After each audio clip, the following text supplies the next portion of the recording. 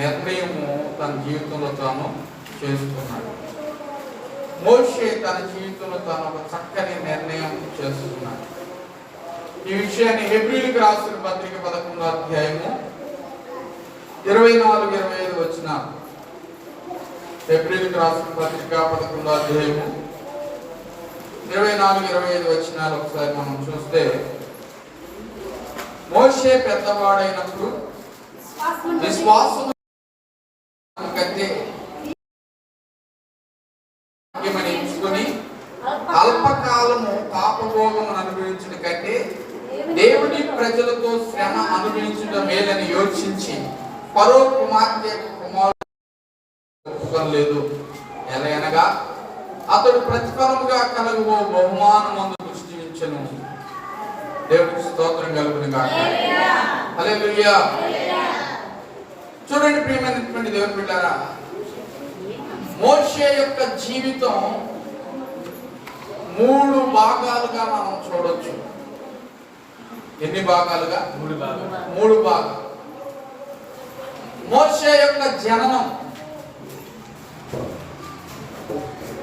ఆయన జన్మించినప్పుడు చేయబడినటువంటి శాసనం, ఆయన జన్మలో జన్మించిన తర్వాత రాబడినటువంటి పోరాటం, తర్వాత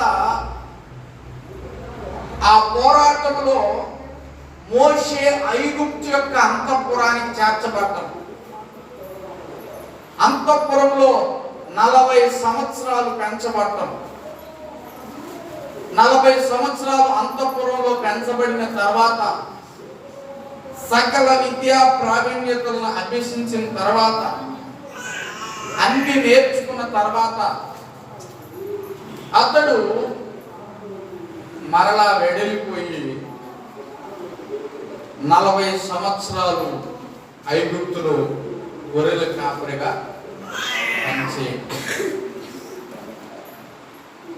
గొర్రెల కాపరిగా పనిచేస్తున్నటువంటి ఆ స్థితిని గుర్తు చేసుకుని దేవుడు అతనిని మరలా ఏం చేశాడంటే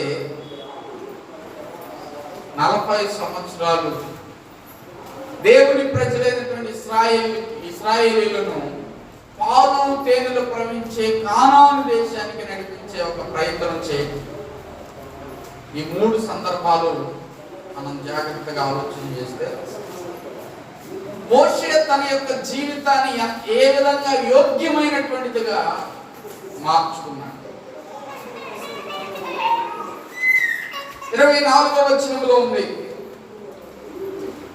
విశ్వాసమును బట్టి ఐగుప్తు ధనము కంటే క్రీస్తు విషయమైనటువంటి ఎంత గొప్ప భాగ్యం అని ఎంచుకుని మోషే పెద్దవాడైనప్పుడు ఆలోచన చేశాడు. ఆలోచించుకోవాలి ప్రతి ఒక్కరు కూడా. ప్రతి ఒక్కరూ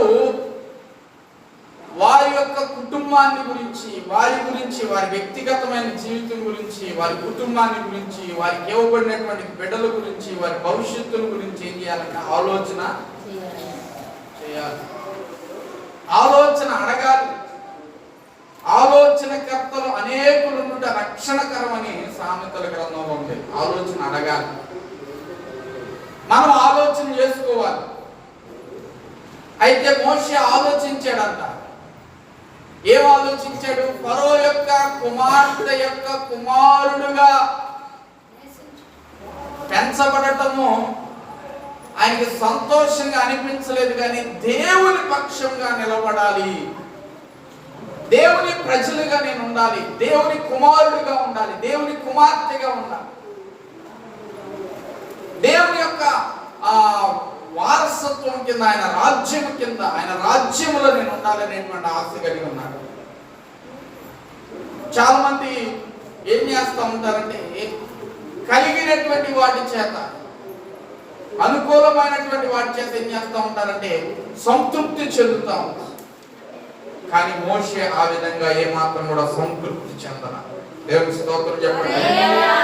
మరి దేని గురించి ఆయన సంతృప్తి చెందాడనంటే దేవుని ప్రజలుగా ఉండాలి. అందుకని మోషే పెద్దవాడైనప్పుడు విశ్వాసను బట్టి ఐగుప్తు ధర్మ కంటే క్రీస్తు విషయమైన నింద గొప్ప భాగ్యం ఎంచుకుని అల్పకాల పాపభోగము అనుభవించడం కంటే దేవుని ప్రజలతో శ్రమ అనుభవించడం మేలని యోచించి ఫరో కుమార్తె యొక్క కుమారుడని అనిపించుకొనుటకు ఏం చేయలేదంట?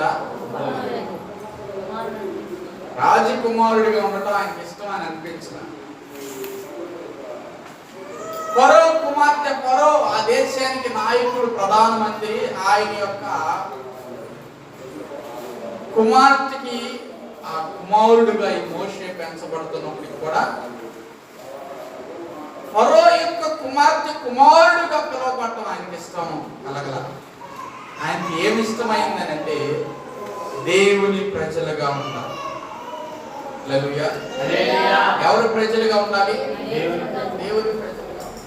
మోషే జీవితంలో ఉన్న కొన్ని ముఖ్యమైన లక్షణాలను ఈరోజు మీ ముందుంచడానికి నేను ఇష్టపడతాను.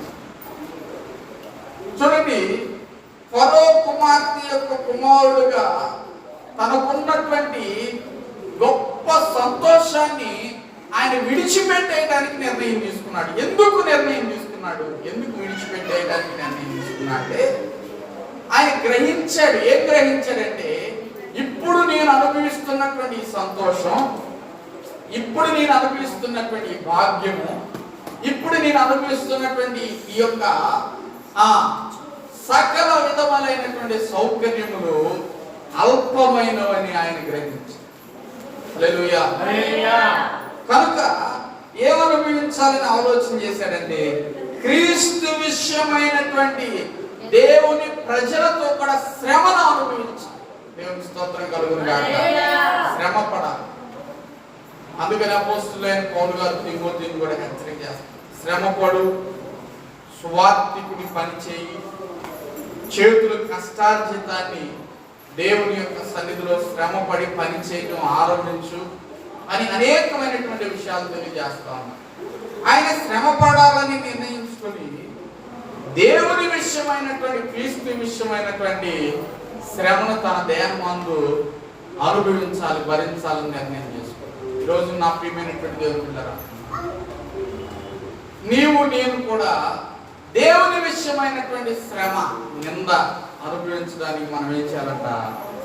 సిద్ధపడాలి. మోషే జీవితంలో ఆయన ఏర్పాటు చేసుకున్నటువంటి ఒక ముఖ్యమైనటువంటి అనుభవం ఏంటంటే శ్రమ పడటం. దేవుని స్తోత్రం కలుగును గాక. హల్లెలూయా. హల్లెలూయా. చూడండి, మనం ఈ లోకములో జీవిస్తున్నప్పుడు లోకములో ఉన్నటువంటి పరిస్థితులకు అనుగుణంగా మనం వెళ్ళిపోయినట్లయితే, లోకంలో ఉన్నటువంటి మనుషులకు అనుకూలంగా మనం వెళ్ళిపోయినట్లయితే, లోకంలో ఉన్నటువంటి మనకి అనుకూలమైనటువంటి ఆ సంగతులు, అనుకూలమైనటువంటి పరిస్థితులకు అనుకూలంగా మనం వెళ్ళిపోయినట్లయితే మనం దేవుని యొక్క చిత్తమును చేయలేము. దేవుని స్తోత్రం కలుగును గాక. ఆయన ఏం చేశాడంటే ఫరో యొక్క కుమార్తె కుమారుడుగా ఉండటం ఇష్టం లేదని అక్కడ ఉన్నటువంటి వాటన్నిటిని కూడా విడిచిపెట్టేశాడు. ఏం చేశాడు? విడిచిపెట్టాడు. అక్కడ లభించేటువంటి సౌఖ్యము, సౌకర్యము, విలాసవంతమైనటువంటి జీవితం, మంచి బట్టలు, మంచి ఆభరణాలు, మంచి వస్త్రాలు, ఆయన కలిగినటువంటి మంచి ఆహారం అన్నిటిని కూడా విడిచిపెట్టేసి బయటకు వచ్చేసాడు. ఎందుకంటే దేవుని మాట కొరకు విధేయత చూపించాడు. స్తోత్రం. ఏం చేశాడంట? అయ్యో, దేవుని ప్రజలు శ్రమపరచబడతా ఉన్నారు, నేను ఈ విధంగా సంతోషించడము నా దేవునికి ఇష్టము, వాటిని విడిచిపెట్టేసి బయటకు వచ్చాడు. ఒక సాధారణమైనటువంటి వ్యక్తిలాగా, సాధారణమైనటువంటి మనిషిలాగా, సాధారణమైనటువంటి పౌరుడిలాగా మారిపోయాడు.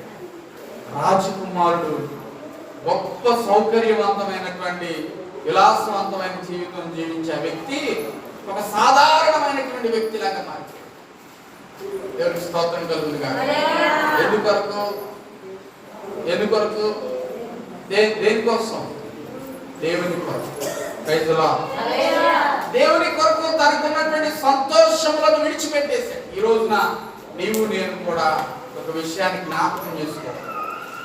దేవుని కొరకు మనం ఏమైనా సరే విడిచిపెడుతున్నామా? దేవుని కొరకు మనం ఏమైనా పోగొట్టుకుంటున్నామా? నష్టపరుచుకుంటున్నామా?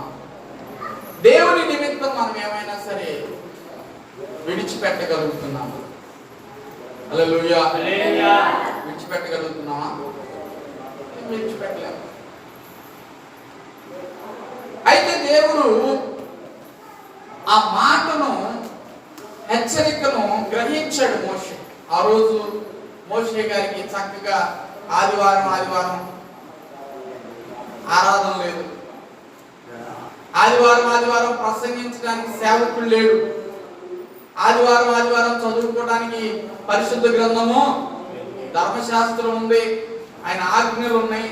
వాటిని అనుసరించడానికి ఆలోచన ఆయన తనంతో తానే కలిగి ఉన్నాడు. కానీ ఎవరు ఆయనకు బోధించలేదు. శనివారం ఉపవాస ప్రార్థన లేదు, శుక్రవారం ఉపవాస ప్రార్థన లేదు, ఇలా ఏం లేవు. ఏముందనంటే దేవుని సన్నిధిలో ఆయన హృదయంలో ఆశ. దేవుని స్తోత్రం కలుగును.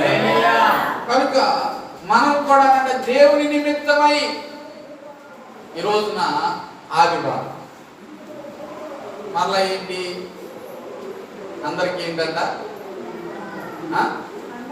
అందరికి ఏంటి? మనందరం ఇంచుమించుగా అన్యుల కుటుంబంలో నుంచి వచ్చాం కనుక మన ఇంటి పక్కనే వాళ్ళు, మన ఎదురింటి వాళ్ళు, అలాగే మన ఇంట్లోనే మన బంధువులు, మన ఇరుగు పొరుగు వారు అంతా ఏం చేస్తూ ఉంటారంటే చాలా ఆర్భాటంగా, చాలా రకాలుగా. కానీ యథావిధిగా మనమైతే దేవుని యొక్క సన్నిధికి వచ్చి చేరుకున్నాం. దేవునికి స్తోత్రం కలుగును. ఎందుకంటే క్రమం. చాలా మంది ఈ రోజు వరకు అయిపోవచ్చు కదా, మేము వచ్చాం కదా చుట్టాలని, ఈ రోజు వరకు అనుకుంటాను. అయితే మోషే అంట దేవుని నిమిత్తమై, దేవుని స్తోత్రం కలుగును గాక, దేవుని నిమిత్తమై నష్టపరుచుకున్నాడు. రెండో విషయాన్ని జ్ఞాపకం చేస్తాను. సంఖ్యాకాండము 12:3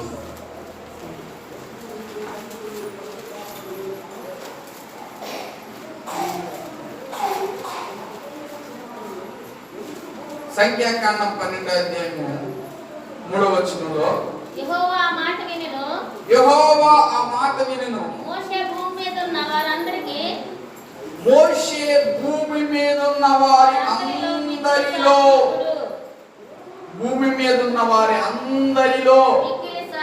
మిక్కిలి సాత్వికుడు.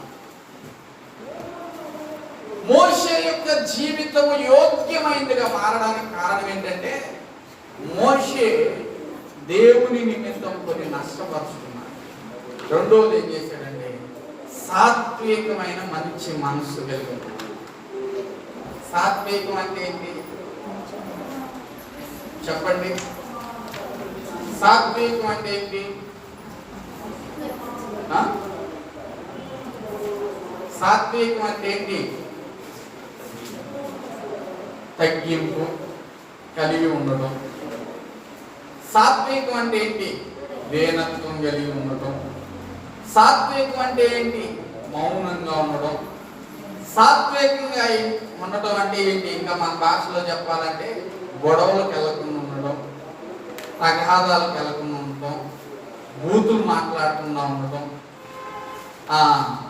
అబద్ధాలు చెప్పకుండా ఉండటం, మోసకరమైన మాటలు చెప్పకుండా ఉండటం, ఇక్కడ మాటలు జరిగి తీసుకెళ్ళి ఒకసారి చెప్పకుండా ఉండటం, ఇవన్నీ కూడా సాత్వికమైనటువంటి మనసు కలిగినటువంటి.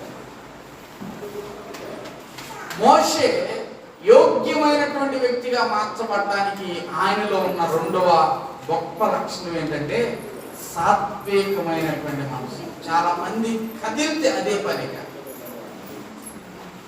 ఒక విషయం చూశారంటే, ఒక మాట విన్నారంటే ఒక సంగతి కొత్త విషయం తెలిసిందంటే, ఎవరైనా అటు వెళ్ళారంటే, ఒక కుటుంబం అటు ఏదైనా ఒక పని చేశారంటే వెంటనే ఈ సంగతిని తీసుకెళ్ళి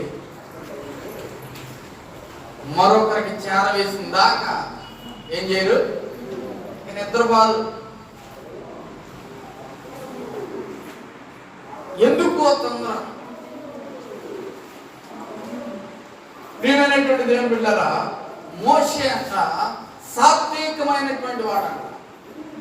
అక్కడ ఉంది ఏమనంటే, మోషేని గురించి భూమి మీద ఉన్న వారందరిలో దేవునికి స్తోత్రం కలుగును గాక. చెప్పండి రెండు చేతులు హల్లెలూయా. భూమి మీద ఉన్న వారందరిలో, భూమి మీద ఉన్న వారందరిలో మిక్కిలి సాత్వికుడు. హల్లెలూయా.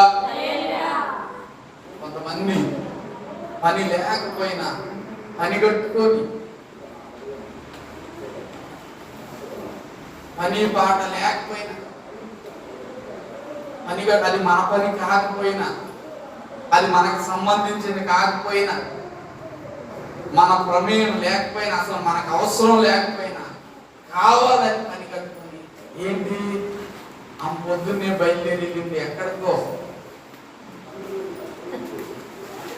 పొద్దున్నే వీళ్ళెత్తికి వెళ్ళారే, ఎక్కడికి వెళ్ళారో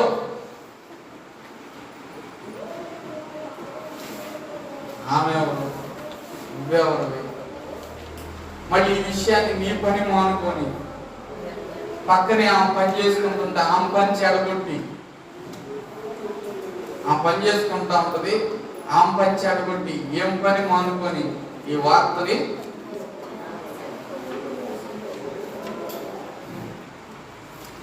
ఊరికి ఉండి ఈ వార్తలు ఏం చేస్తా ఉంటారంట, ట్రాన్స్పోర్ట్ లారీలాగా ఈ వార్తలు చేరేసే పని. ఈ మధ్య ఈ విషయం ఏంటంటే, కొంచెం టెక్నాలజీ పెరిగినందువలన ఫోన్లు వచ్చినాయి. అంతకుముందు అరుగుల దగ్గర అక్కడక్కడ కూర్చొని మాట్లాడుకునే వాళ్ళు, ఇప్పుడు అదేం లేదు. తక్కువని ఇంటి ఇక్కడ కూడా ఈ చర్చిలో కూడా ఏదైనా సంఘటన జరిగితే, ఏదైనా సందర్భం జరిగితే, ఏదైనా విషయం జరిగితే, లేదా ఎక్కడైనా జరిగితే తక్కువ మందిరం నుంచి బయటకి ఇంటికి వెళ్ళగానే వెంటనే వైపుగా ఫోన్ చేసి వార్తలు మాట్లాడు, విషయాలు మాట్లాడు. ఎన్ని సాత్వికమైనటువంటి మనుషులకు ఉండే లక్షణాలు కాదు. దేవుని స్తోత్రం కలుగుగా. ఇట్లాంటి ఎన్ని నీ మనసులోకి వస్తే నీలో ఉన్న సాత్వికం కాస్త సత్తుకు నిలిపి. హల్లెలూయా, హల్లెలూయా. బైబిల్లో మోషే జీవితంలో భూమి మీద ఉన్న వారందరిలో కొంతమంది పని కట్టుకొని వచ్చి నిన్ను గురించి ఫలానా వాళ్ళు ఇలా అనుకుంటున్నారు. అవునా, ఏమనుకుంటున్నారా? ఎన్ని నాకు చెప్పు, తీసుకురండి. ఈయనేం చేస్తాడు తెలుసా? నేనన్నీ చెప్పి వాళ్ళు ఎవరియో నాకు చెప్పి, వాళ్ళ సంగతులు ఎవరియో అన్నీ నాకు చెప్పి, నా దగ్గర ఉన్న సంగతులన్నీ తీసుకెళ్ళి ఇంకొకరు. వీళ్ళు చేసే పని ఏంటంటే, వీళ్ళు చేసే సంగతి ఏంటంటే, ఇవన్నీ చాలా ప్రమాదకరం. ఒకవేళ అటువంటి మనస్సు మీలో ఉంటే యేసు నామములో దూరం అయిపోవును కాక. ఎక్కడ ఏం చూసినా, ఎక్కడ ఏం విన్నా, ఎక్కడ ఏం గ్రహించినా నీకు సంబంధం లేదు కాబట్టి నువ్వు మౌనంగా ఉండాలి. లేదంటే ఆ పాపంలో నీకు కూడా భాగం. ఒకవేళ అది నీకు ప్రమాదకరమైతే, నీకు ఇబ్బంది అయితే. ఇటీవల కాలంలో ఒక వ్యక్తి తరచుగా నన్ను దర్శిస్తూ అక్కడక్కడ వాళ్ళు అట్లాంటి వాళ్ళ బలహీనతలు ఇవ్వండి, వాళ్ళ సేవ ఎలా ఉంది, వీళ్ళ సంగతి ఎలా ఉంది ఇవన్నీ అంటే 1-2 సార్లు వచ్చి చాలాసేపు మాట్లాడతాం. దేవునికి స్తోత్రం కలుగును గాక. ఒకసారి అంతా విన్నప్పుడు నేను కొత్త కదా ఇన్ని ఇసుకొచ్చింది. రెండోసారి బయలుదేరి వచ్చింది. మూడోసారి రానిచ్చి ఏం చేశానంటే, కాసేపు ప్రార్థన చేసుకుందాం. ప్రార్థన అనగానే నాకు కొంచెం పని ఉందని అమ్మటే వెళ్ళిపోయాడు. ప్రార్థన జరుగుతుంది, కొంచెం కూర్చొని ప్రార్థన చేద్దామంటే ఇక ప్రార్థన అనేసరికి ఇక లేడు. ఎందుకు? ఆయన ప్రార్థన చేయడు. అట్లాంటి వాడు ప్రార్థన వాళ్ళ పని అంతా ఏంటంటే ఈ సమాచారాన్ని మోసుకెళ్ళే పని. ఏ సమాచారం? మంచి సమాచారమా? ఈ బైబిల్లో ఉన్న సమాచారాన్ని ఏమైనా మోసుకెళ్తారా? ఈ సమాచారం కాదు. ఏ సమాచారం? మనుషుల సమాచారం. అటువంటి మనస్సు మనకి లేకుండా. చూడండి, మోషే జీవితంలో ఉన్నటువంటి ఇంకొక రెండవ లక్షణం ఏంటంటే సాత్వికమైనటువంటి మనసు. ఈ మనసు ఎలా ఉంది? కఠినంగా ఉందా? ఏ మనసు? సాత్వికమైనటువంటి మనసు, మంచి మనసు, సాత్వికం కలిగినటువంటి మనసు. అందుకనే చూడండి, సాత్వికులు అంటే దీనులు భూమినంట స్వతంత్రించుకుంటారు. వారు నెమ్మది కలిగి సుఖించెదరు. దేవుని స్తోత్రం కలుగును గాక. కీర్తన గ్రంథం 37వ కీర్తన 11వ వచనంలో ఉంది, వారు నెమ్మది కలిగి ఎప్పుడు ఉంటుంది నెమ్మది? దీనులు భూమిని స్వతంత్రించుకుందురు, వారు క్షేమము కలిగి సుఖించెదరు. దేవుని స్తోత్రం కలుగును గాక. హల్లెలూయా. మోషే జీవితంలో ఉన్న దీనత్వమే ఆయనకి గొప్ప నెమ్మదిని కలుగజేసింది. నా జీవితంలో అటువంటి దీనత్వం కనబడాలి. నేను ఇప్పుడు మార్తమలాగా ఉన్నాను కాబట్టి బతికిపోయాను.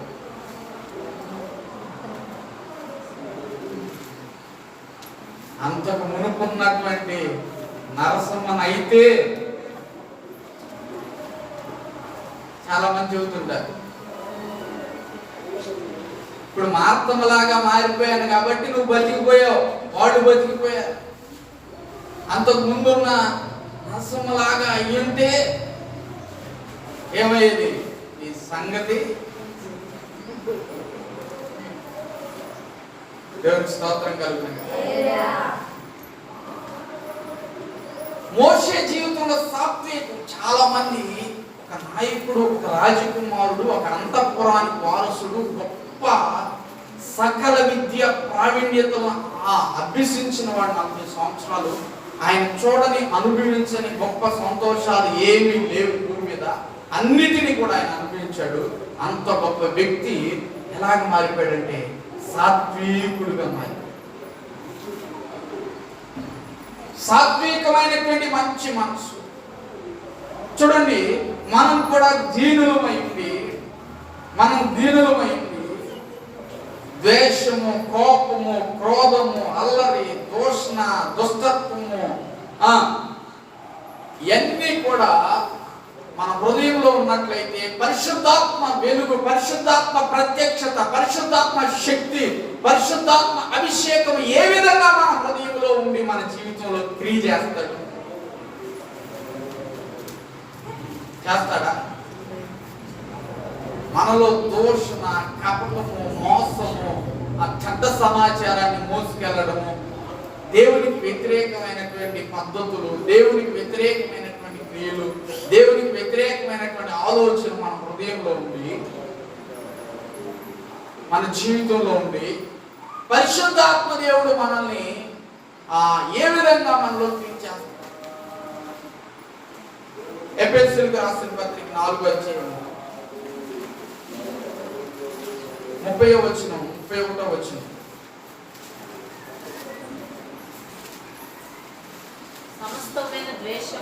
సమస్తమైన ద్వేషము, కోపము, క్రోధము, అల్లరి, దూషణ, సకలమైన దుష్టత్వములను మీరు విసర్జించుడి. దేవుని స్తోత్రం కలుగును. ఎన్ని పోయినాయి. చాలా మంది వదిలిపెట్టినటువంటి, అదే ఇందాక చెప్పాను కదా, అంతకు ముందులాగా అయ్యుంటే ఈమె నా ఎదుటికి వచ్చి మాట్లాడేదా అంటే కాసేపు నీ సాత్వికం పక్కన పెడతావా? మోషే 40 ఏళ్ళు అన్ని విద్యలు అభ్యసించాడు. ఇశ్రాయేలు ప్రజలు మోషే దగ్గరికి రావాలంటే చాలా అర్హత లేనటువంటి స్థితిలో వాళ్ళు రావాలంటే చాలా సమయం పట్టేది ఆయన రాజుగా ఉన్నప్పుడు. కానీ ఆయన ఆ రాజరికాన్ని వదిలిపెట్టి దేవుని యొక్క పనిని భుజాన్ని వేసుకున్నప్పుడు అంట ఆయన వెళ్తా ఉంటేనంట సామాన్యమైన ప్రజలు కూడా ఇశ్రాయేలు మోషే మీద ఏం చేస్తున్నంట గొనుగుతా ఉన్నారు. అరేరే అప్పుడు అనుకుని ఉంటాడు మోషే, నేను రాజుని 40 సంవత్సరాల అంతఃపురంలో రాణిగారి చేతుల్లో పెరిగాను. నేను దేవుడు పిలిచాడని ఏదో నేను ఆ స్థలాన్ని వదిలిపెట్టి ఈ ప్రజలను నడిపేయడానికి వస్తే వీళ్ళు నన్ను ఇన్ని మాటలు. చాలా సందర్భాల్లో దేవుని సేవకు వచ్చినప్పుడు, దేవుడి పని కొరకు అప్పగించుకున్నప్పుడు, దేవుని పరిచయం కొరకు సమర్పించుకున్నప్పుడు, కొన్ని గృహాలు దర్శిస్తా ఉన్నప్పుడు, కొంతమంది వ్యక్తుల దగ్గరికి వెళ్తున్నప్పుడు, వారికి దేవుని సువార్తను ప్రకటిస్తున్నప్పుడు, కొంతమంది హేళనగా, ఎగతాళిగా, దూషణగా, అందరు కాదు, చాలా మంది వ్యక్తులను, చాలా మంది కుటుంబాలను, చాలా మంది గృహాలను మేము దర్శిస్తున్నప్పుడు కొంతమంది మా రాకను సంతోషంగా దేవుని బిడ్డలు మన గృహంలో అడుగు పెడితే దేవుడు మనల్ని ఆశీర్వదిస్తాడు. దేవుని యొక్క సన్నిధి, దేవుని కాంతి, దేవుని వెలుగు, దేవుని తేజస్సు మన గృహంలో ఉంటుందని సంతోషించేవాళ్ళు ఉంటారు. అది గ్రహించలేని వాళ్ళు, అది తెలియని వాళ్ళు, అది ఎరగనటువంటి వాళ్ళు ఎలా ఉంటారంటే ఈయనేంది వీళ్ళేంది అట్లా అపహాస్యం చేసేవాళ్ళు కూడా ఉంటారు. అటువంటి సందర్భాల్లో కూడా సాత్వికమైనటువంటి మంచి మనస్సుతో, అప్పుడే కర్మగీతాల్లో ఉంది, బలురక్కసి చెట్ల మధ్య వల్లి పద్మము ఎలా ఉందో, బలురక్కసి చెట్ల మధ్యలో ఈ వల్లి పద్మం ఏం చేస్తా ఉందంట, సువాసనను వెదజల్లుతాం.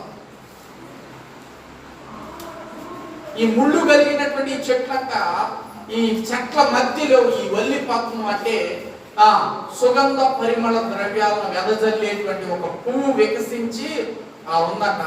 ఈ వల్లి పద్మం మీద అటు ఇటు ఉన్నటువంటి ముళ్ళ చెట్లు వచ్చి దాని మీద పడి పువ్వు లోపల గుచ్చుకొని పోయి అవి ఏం చేస్తా ఉన్నాయంట, చీల్చి వేస్తా ఉన్నాయి పువ్వుని. ఆ వల్లి పద్మాన్ని చీల్చి వేస్తా ఉంటదంటే అదేమైందంట, ఆ ముళ్ళు గుచ్చుతున్నప్పుడు దాని లోపల ఉన్నటువంటి సువాసన ఏం చేస్తుందంట బయటికి. ప్రైజ్ ది లార్డ్, హల్లెలూయా, క్రీస్తు సువాసన. కొన్నిసార్లు మీకేం పని పాటలేదా, మీకెందుకు ఇలాగా, ఏదైనా పని చేసుకోవచ్చు కదా. చాలా మంది దేవునికి స్తోత్రం కలుగును గాక, హల్లెలూయా. మోషేని కూడా వారు అన్నారు, మాకు ఐగుప్తులో సమాధులు లేవని ఇక్కడికి తీసుకొచ్చాం. ఆయన కోపం తెచ్చుకున్నాడా? సాత్వికం బయటకు వచ్చింది. శ్రమ కలుగుతూ ఉంటుంది, నీలో ఉన్న సాత్వికం బయటకు రావాలి. ఇబ్బందులు కలుగుతూ ఉంటాయి, సాత్వికం బయటికి రావాలి. కొన్నిసార్లు మనం మాట్లాడటానికి అవకాశం ఉండదు. దేవునికి స్తోత్రం కలుగును గాక. మన ప్రమేయం లేకుండా దేవునికి స్తోత్రం కలుగును గాక. నేను ఒక ఇంటికి వెళ్ళాను, అది కాఫీ ఇచ్చారు. కాఫీ కప్పులో పోసి తీసుకొచ్చినప్పుడు బాగానే ఉంది, నేను తాగినప్పుడు కూడా బాగానే ఉంది. నేను కప్పు తాగి వాళ్ళకి ఇవ్వగానే ఆ కప్పుకున్న అది ఉంది కదా, ఇలా ఉంటుంది కదా, కూలిపోయింది. అది వాళ్ళు గ్రహించగా ఆమె చేతుల్లోని కింద పడి పగిలిపోయింది. అది వాళ్ళ చేతుల్లో పగిలింది కాబట్టి సరిపోయింది, లేకపోతే ఏమైంది లేదు. బంగారం లాంటి కప్పుని బ్రదర్ వచ్చి పగలగొట్టేశారు. సాత్వికమైనటువంటి నీలో ఉన్న సాత్విక మోషే ఎలాగ సాత్వికమైన కొన్నిసార్లు మౌనమే దేవుని స్తోత్రం కలుగుగా. ఆయన 40 సంవత్సరాలు మౌనం సాత్విక కొన్ని సందర్భాల్లో మౌనమే శరణ్యం.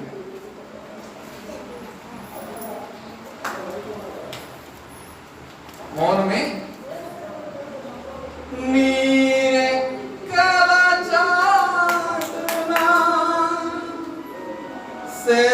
శరణన్నది నా ప్రాణం,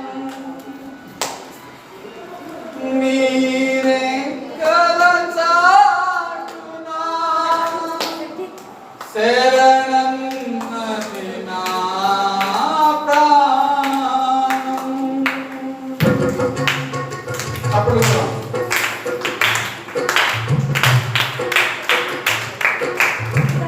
దేవుని స్తోత్రం చెప్తాం. చప్పట్లు కూడా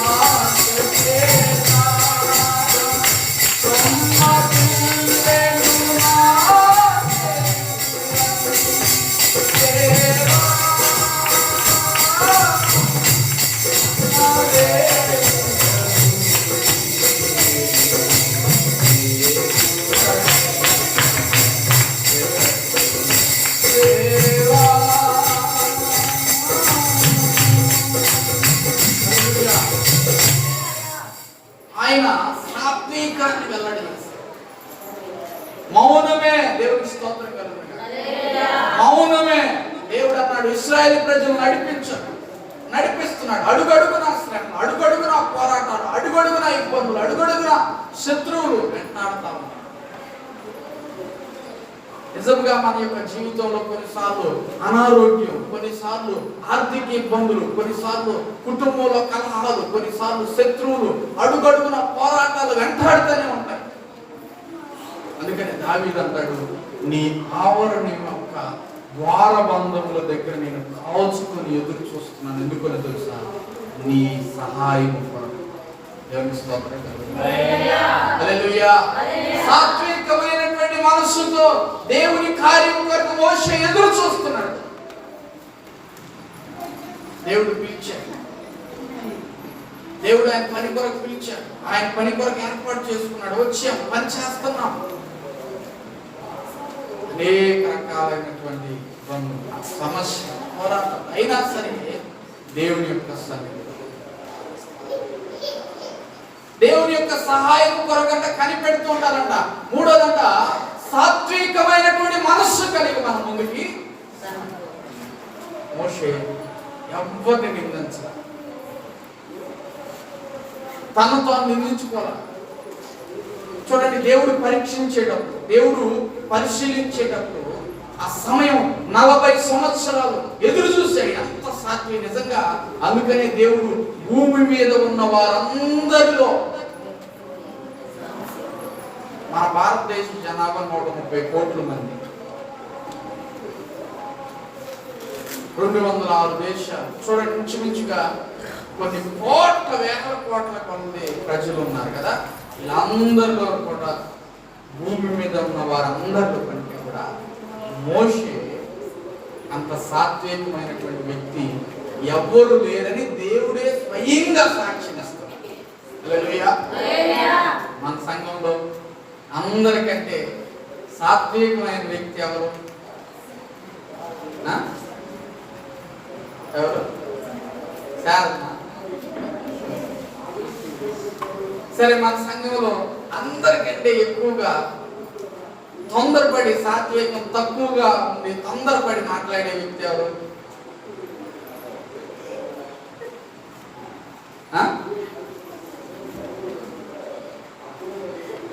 దేవుడు స్తోత్రం కలుగు.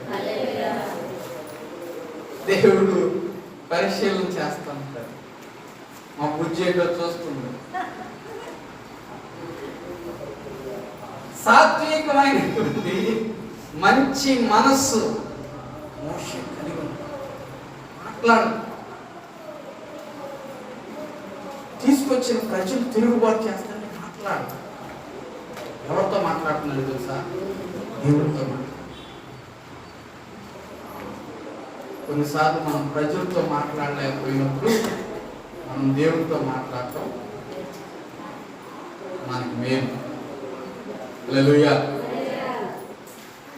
ఒకవేళ ప్రజలతో మనం మాట్లాడినా వాళ్ళు అర్థం చేసుకున్నప్పుడు, అపార్థం చేసుకునేటప్పుడు, వాళ్ళు మన మాట విననప్పుడు, మనల్ని గ్రహించినప్పుడు, మన నమ్మకత్వానికి, మన యొక్క స్థితిని వాళ్ళు విననప్పుడు మనం దేవుడితో మాట్లాడటం మనకు మేలు. దేవునికి స్తోత్రం కలుగుగా. అందుకనే దావీదు ఆ విషయాన్ని గ్రహించి, నేను మనుషులతో మాట్లాడటం కంటే నేను నా దేవుడితో మాట్లాడటం నాకు, ఎందుకంటే తన కుమారులే తన చంపడానికి ప్రయత్నించే పనిలో ఉంటే అరణ్యంలో ఒక గుహలో దాక్కుని అప్పుడు దేవునికి ప్రార్థన చేస్తాడు. మూడవదిగానట, మోషే జీవితంలో దేవుడు గ్రహించింది ఏంటంటే ఆయన నమ్మకమైన వాడు. 12:7 సంఖ్యాకాండం ఇందాక చదివా. ఆయన ఎలాంటి వ్యక్తి అంట? నమ్మకమైన వాడు. మోషే ఇల్లంతటిలో, మోషే దేవుని ఇల్లంతటిలో నమ్మకమైన వాడు, నమ్మకమైనటువంటి వ్యక్తి, నమ్మకమైనటువంటి పరిచారకుడు, నమ్మకస్తుడు. దేవుడు సాక్ష్యం ఇస్తాడు. ఈరోజు నీ వాక్యం వింటున్న నా ప్రియ సహోదరి సహోదరులు, మనం కూడా నమ్మకమైనటువంటి వారిగా, సంఘములో ఒక విశ్వాసగా, సంఘములో ఒక ప్రార్థన చేసే వ్యక్తిగా, సంఘములో ఒక పరిచారకుడిగా, ఒక పరిచారకురాలాగా, ఒక దైవజనుడి ఎదుట, సంఘం ఎదుట నమ్మకమైనటువంటి వారిగా, లోకంలో నమ్మకమైనటువంటి వ్యక్తిగా. ఆయన మాట ఖచ్చితం, ఆయన మాట స్థిరంగా ఉంటుంది. వారు స్థిరంగా ఉంటారు, వారు ఖచ్చితంగా ఉంటారు. వారు ప్రార్థన కలిగిన వారు అలాగా చేయరు, వారు అలాగా మాట్లాడరు, వారు అలాంటి వారు కాదు. సాక్ష్యం అందరి ఎదుట ఏం చేయాలి తెలుసా? సంపాదించు. దేవునికి స్తోత్రం కలుగుగా. నాలుగోదిగా నేను ముగిస్తున్నాను. ఇర్మియా గ్రంథం 15:1 చూస్తే ఈయనంతా ఎలాంటి వాడంటే ప్రార్థనాపరుడు. దేవునికి స్తోత్రం కలుగుగా. హల్లెలూయా, హల్లెలూయా. చూడండి. అప్పుడు యెహోవా నాకిలాగ సెలవిచ్చెను, మోషేయు సమూయేలును నా ఎదుట నిలువబడినను ఈ ప్రజలను అంగీకరించుటకు నాకు మనస్సుండదు. హల్లెలూయా. హల్లెలూయా. దేవుని ఎదుట వారు నిలబడుతున్నారంట. దేవుని ఎదుట మోషే సమూయేలు దేవుని ఎదుట నిలబడ్డారు. వారు పరిశుద్ధులు, భక్తులు, దేవుని ఎదుట నిలబడ్డారు. ప్రతి దినము వేకువజామునే నీవు దేవుని ఎదుట నిలబడాలి. ఎందుకొరకు దేవుని ఎదుట నిలబడాలి? మోషే దేవుని ఎదుట నిలబడుతున్నాడు. ఎందుకు నిలబడుతున్నాడు? ప్రార్థన చేయుటకు దేవుని ఎదుట నిలబడు. ఈరోజు నీవు నేను కూడా రేయి మొదటి క్షామం లేచి దేవుని సన్నిధిలో నిలబడాలి. ఎందుకొరకంటే మోషే ఎందుకు నిలబడ్డాడంటే ఈ 6 లక్షల మంది జనులను, ఈ 6 లక్షల మంది ప్రజలను నీవు నాకు అప్పగించావు ప్రభువా. ఈ ప్రజలను నేనేం చేయాలి? మంచిగా నడిపించాలి. నీతి న్యాయములు కలిగినటువంటి పరిపాలన అందించాలి. అసౌకర్యం లేని సౌకర్యమైనటువంటి స్థితిలో నీవు నడిపించాలి. నీవైనా నేనైనా ప్రతి దినము లేచి ప్రార్థన చేయాలి. నీ కుటుంబం కొరకు ప్రార్థన చేయాలి. ఒక దైవజనుడిగా మీ కుటుంబాలన్నిటి కొరకు, నేను ప్రతి వ్యక్తి కొరకు, ప్రతి కుటుంబం కొరకు, ప్రతి ఒక్క స్థలంలో జరుగుతున్నటువంటి సేవ కొరకు దేవుని సన్నిధిలో ఏం చేయాలంటే ప్రార్థన. అది నా బాధ్యత. నీ బాధ్యత ఏంటి? నువ్వు ప్రార్థన చేయాలా లేదా? నువ్వు దేవుని ఎదుట నిలబడి. ఎందుకు నిలబడాలి అంటే నీ కుటుంబం కొరకు, నీ భర్త కొరకు, నీ భార్య కొరకు, నీ బిడ్డల కొరకు నీవు దేవుని ఎదుట నిలబడాలి. మోషే సమూయేలు దేవుని ఎదుట నిలబడ్డారు. ఎందుకు నిలబడ్డారంటే వారు ప్రార్థన, దేవుని ప్రజల పక్షంగా నిలిచి, దేవుని ప్రజల పక్షంగా వారు నిలబడి దేవుని ఎదుట ఏం చేస్తున్నారంటే ప్రార్థన చేస్తారు. ఈరోజు దేవుని ఎదుట కూడా దేవుని ఎదుట నిలిచి ప్రార్థన బాధ్యత. సంఘముగా, కుటుంబముగా దేవుడు మనకిచ్చిన, అప్పగించిన పని మన బాధ్యతగా నిర్వర్తించాలి. కాబట్టి దేవుడు మనకి ఇచ్చినటువంటి నమ్మకత్వాన్ని బట్టి, ఉన్న ప్రార్థన అనుభవాన్ని బట్టి, ఆత్మను బట్టి అలాగా దేవుని సామ్రాజ్యాన్ని, ఆ యొక్క స్థితి అంతటిని కూడా గ్రహించి ప్రార్థన ద్వారా మోషే వారిని ముందుకు నడిపించాడు. తనకి ఇవ్వబడిన ఆయుష్ కాలంలో, తనకి ఇవ్వబడినటువంటి ఆయుష్, దేవుడు ఇచ్చిన ఆయుష్ కాలం అంతం వరకు ఏం చేశాడంట? నమ్మకంగా నడిపించుకుంటాను. మధ్యలో ఆపి వెనక్కి తిరిగిరా.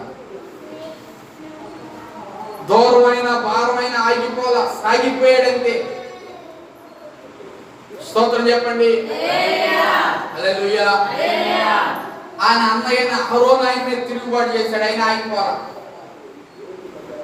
ఆయన అక్కయ్య మిరియం మోషే మీద తిరుగుబాటు చేసింది, ఆయన ఆగిపోలా, నిలబడిపోలా. కొన్నిసార్లు మన మీద, మన ఇంటి వారి తిరుగుబాటు, మన తల్లి, తండ్రి, అన్న, తమ్ముడు, అక్క, చెల్లి ఎవరైనా సరే, కన్నవాళ్ళు, కడుపును పుట్టిన పిల్లలు ఎవరైనా సరే, కడదాకా నీతో నడుస్తాను వాగ్దానం చేయబడి భర్త, నీ భార్య ఎవరైనా సరే వాక్యం, కానీ ఆగిపోలే. స్తోత్రం కలుగుతుంది. హల్లెలూయా. సాగిపోయాడు. మోషే జీవితంలో ఉన్న శ్రేష్టమైనటువంటి గుణాలు మొదటి ఏంటంటే దేవుని కొరకు తనకున్నటువంటి అవకాశాలను నష్టపరచు. రెండోది ఏం చేశాడు? సాత్వికమైనటువంటి మనస్సు కలిగి. మూడోది ఏం చేశాడు? నమ్మకమైనటువంటి స్థితి కలిగి ఉన్నాడు. నాలుగోది ఏం చేశాడు? ప్రార్థనాపరుడుగా దేవుని ఎదుట ప్రతిదినం నిలబడి. ఐదో విషయం కూడా చెప్పవచ్చు. ఏంటో తెలుసు? ఐదో విషయం, దేవుని చిత్తాన్ని నిరంతరం గ్రహించాడు. ఏం చేశాడు? దేవుని చిత్తాన్ని గ్రహించాడు. ఆయన రోజు చేసేటువంటి పని ఏంటో తెలుసా? మోషే రోజు చేసే పని ఏంటంటే ఉదయాన్నే లేచి ఆహారము ఆకాశం నుంచి కూర్చున్న తర్వాత, కూర్చుకొనబడినటువంటి ఆహారాన్ని తిన్న తర్వాత ప్రజలు వారి వారి యొక్క గుడారాలన్నీ తీసి కట్టగట్టి మూట కట్టిన తర్వాత వారు ఉదయం మొదలుకొని సాయంత్రం వరకు నడవాలి. ఎక్కడికి వెళ్ళగలిగినంత దూరం నడవాలి. నడిచిన తర్వాత మోషే వారికి చెప్తాడు, మేఘం ఎక్కడైతే ఆగుతుందో అక్కడ వారు ఆగిపోతారు. ఆగిపోయినప్పుడు మేఘమును కనిపెట్టి చూసి మేఘం కింద వారు గుడారాలు వేసుకుంటారు. ఆ గుడారం వేసుకుని ఆ గుడారంలో ఆ రాత్రి అంతా నివసిస్తారు. మరలా ఎండవేళలు వచ్చినప్పుడు మరలా ఏం చేస్తారు తెలుసా? బయలుదేరారు. వారు ఆగిపోమన్నప్పుడు అక్కడ ఆగిపోయి ఎండ వచ్చినప్పుడు మరలా తిరిగి వారు బయలుదేరి వెళ్తారు. అలాగే మన జీవితంలో కూడా ఒక్కరోజు కూడా మేఘం కదలకుండా మోషే కదలలా. మేఘం మీద ఆయన కను దృష్టి ఎప్పుడు ఉండేది. దేవుని స్తోత్రం కలుగుతుంది. హల్లెలూయా. ఒకవేళ వీళ్ళంతా రెడీ అయిపోయి ఉన్నా సరే మేఘం కదలకపోతే ఆయన అక్కడే ఉండేవాడు. మేఘం వస్తుందిలే మనం వెళ్ళిపోదామని ఏ రోజు త్వరపడి ఆయన పరిగెత్తాడు. దేవుని చిత్తాన్ని కనిపెట్టుకుంటాడు. కనుకనే వారు నడిపించిన నడవడికలో దేవుడు వారిని నిరంతరం కాపాడుతూ వచ్చాడు. దేవుని స్తోత్రం కలుగును గాక. చాలా మంది దేవుని చిత్తాన్ని మీరిపోయి, దేవుని చిత్తాన్ని తప్పిపోయి, దేవుని చిత్తానికి తొందరగా పరిగెత్తి, దేవుని చిత్తాన్ని కూడా దాటిపోయి దేవుడే ఇలా చేశాడని,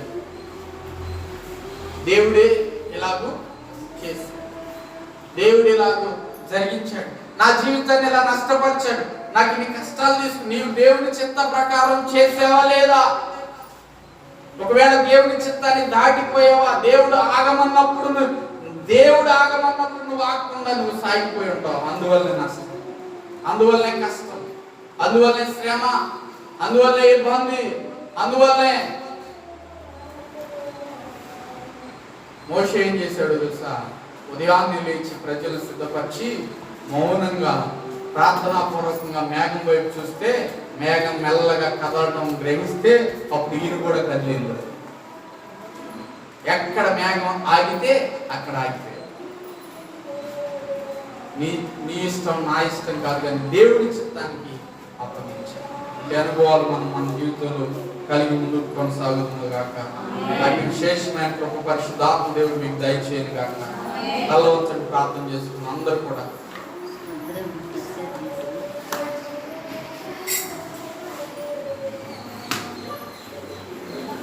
ప్రార్థన చేసుకున్నాం.